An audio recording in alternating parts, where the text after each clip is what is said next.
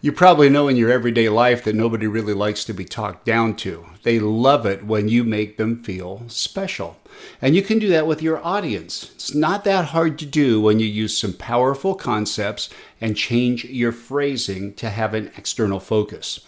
Word choice has a major impact, and a simple tweak in selecting how your message is delivered can make a really big impact. Several ways to adjust your language for that more powerful delivery. I want to go over a couple of them with you. First, speak to one person. You've probably heard this before. For example, phrases can be a barrier to making a personal connection. When you say things like, hey, everybody out there in Radio Land, and all of you people out there, or even little things like, hey, you guys, or all you wonderful folks, which I actually heard on a radio show once.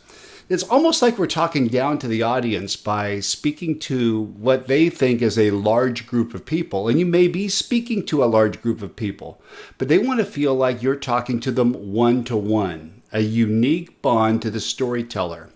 You might be addressing hundreds of thousands of people, but each one is hearing you individually, one at a time. So speak in a way that makes them feel a personal connection to you. Secondly, self-absorbed language can be avoided if you overcome the use of too many personal pronouns. I'm talking about words like I, me, we, and us.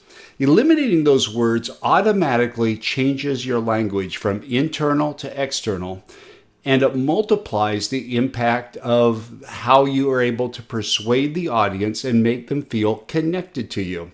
The natural result is you'll have a greater use of the most powerful word in communication. The word is you.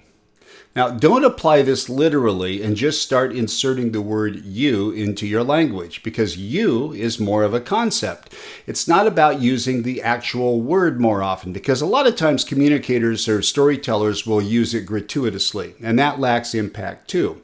For example, if you were to start a story by saying, hey, you're going to feel great about this, the audience's response would probably be, how do you know how I'm going to feel? What gives you the right to tell me how to feel?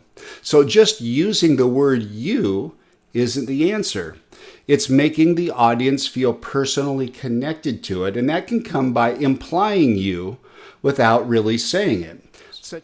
You can apply this technique in your personal life. You can practice it every day with people that you come around. You can practice it when you're posting on social media, when you're writing a blog, and you'll be amazed at the difference in how the reactions are to the way that you phrase things when you focus externally.